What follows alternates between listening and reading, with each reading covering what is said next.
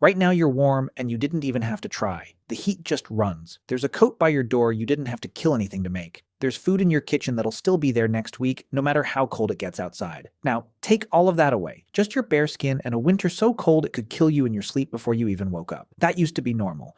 Not for one bad season. For hundreds of thousands of years, your ancestors lived through real ice ages, where giant sheets of ice covered whole continents and the cold could kill a person in a few hours. And somehow they made it. You're the proof. Every one of them lived long enough to pass life down to you, which means every single one of them won a fight against winter they couldn't afford to lose. So how did they do it? How does a soft, hairless animal that grew up in the African heat survive the coldest weather this planet has ever thrown at a human? That's what I want to show you.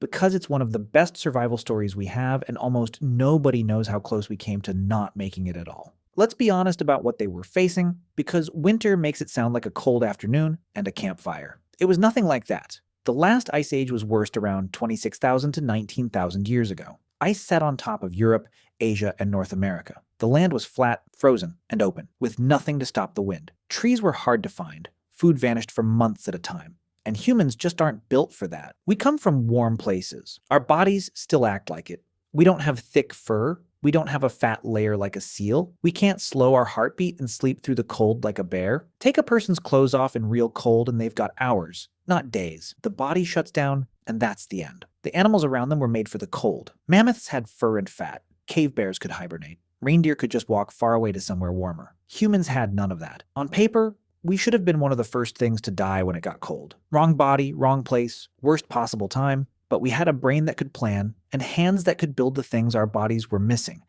That turned out to be enough. Just barely. There wasn't one trick that saved us. It was a whole pile of them, and each one fixed a problem that would have killed them. Here's how they actually pulled it off. It started with fire.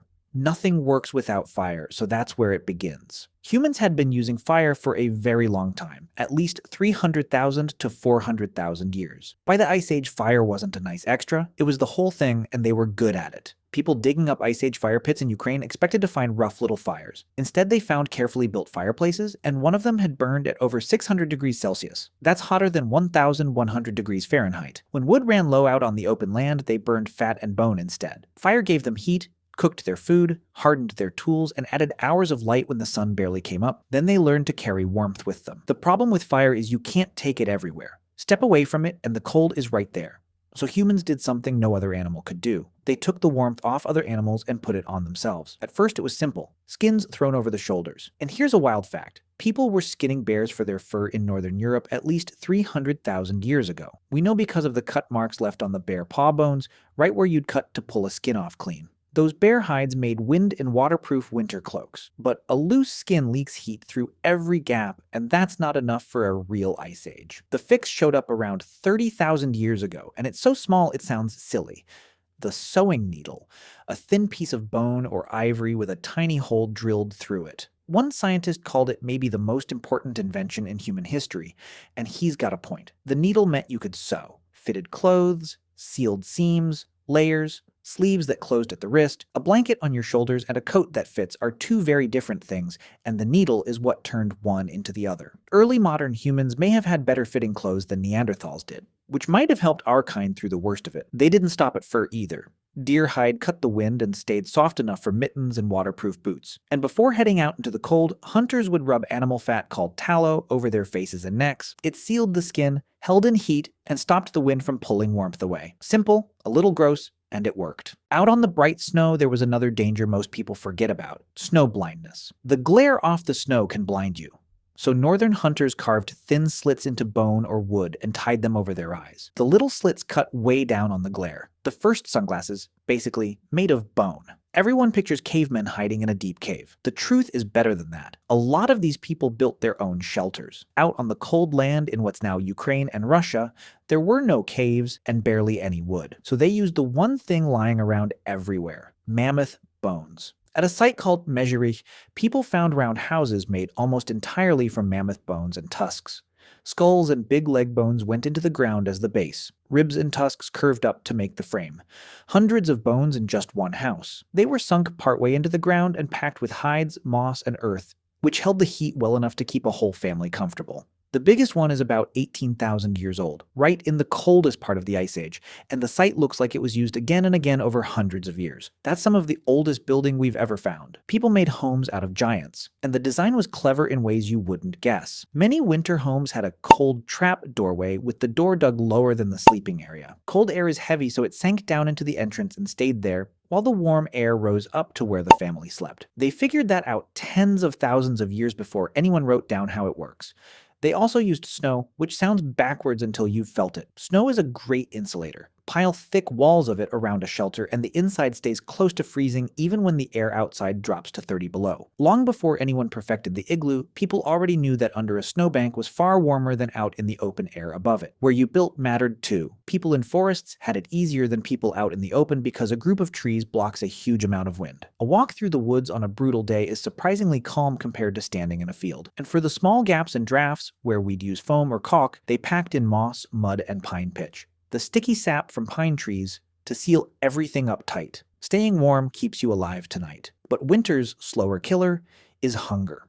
For months, there was almost nothing to gather and not much to hunt, so they got very good at saving food ahead of time. When they made a big kill, they didn't just eat it, they saved it. The cold did half the work, freezing meat after a hunt so it kept for later. They smoked meat, dried it into jerky, and kept dried fruit. They stored food in pits dug into the ground and in cool underground cellars where the earth kept it cold and safe through the winter. There's even evidence they weighed mammoth meat down and sank it in cold ponds to keep it fresh longer, like a natural fridge. None of this needed power or anything that could break. It couldn't go out like a freezer in a storm, and they wasted almost nothing.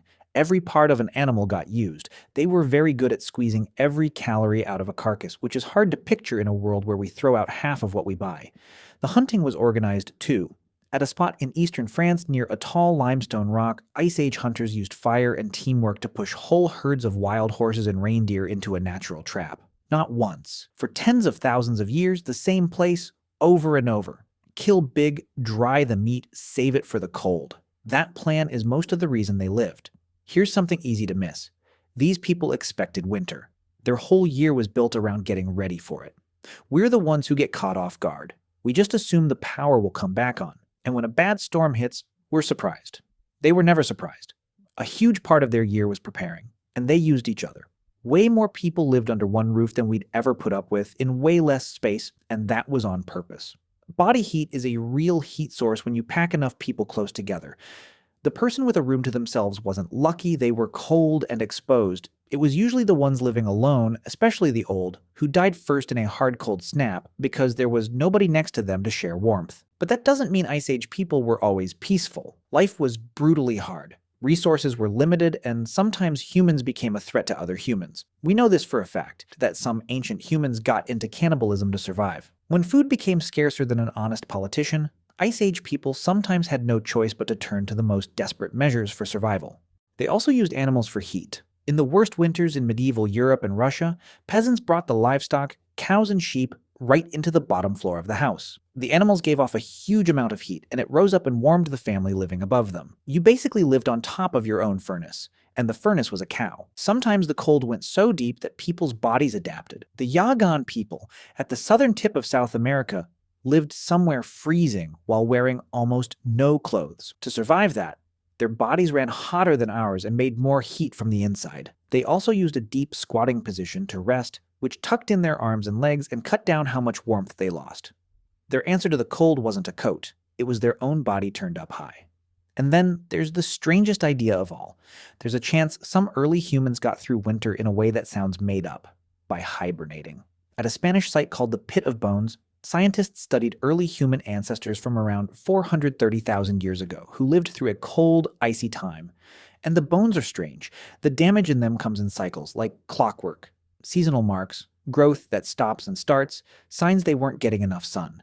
Teenagers with strange, interrupted growth. It's the same pattern you see in animals that hibernate, when the body slows way down, stops eating properly, and starts feeding on itself.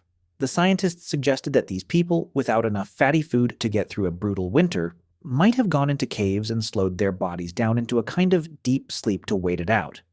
It's not settled. Plenty of scientists argue against it and say there are other reasons for that bone damage. We can't truly hibernate now, but the idea is strange enough that serious people are still arguing about it. So your ancestors sleeping through winter like bears isn't something we can just wave away. For hundreds of thousands of years, making it to spring was never a sure thing. Every winter was a test you could fail, and failing meant dying. Here's the part that gets me. In a couple thousand years, which is nothing on this timeline, we went from stacking mammoth bones into a house to tapping a button for heat. The deadliest thing our ancestors ever faced is now something we complain about on the walk to a warm car. We beat winter so completely that most people forgot it was ever a war we were losing.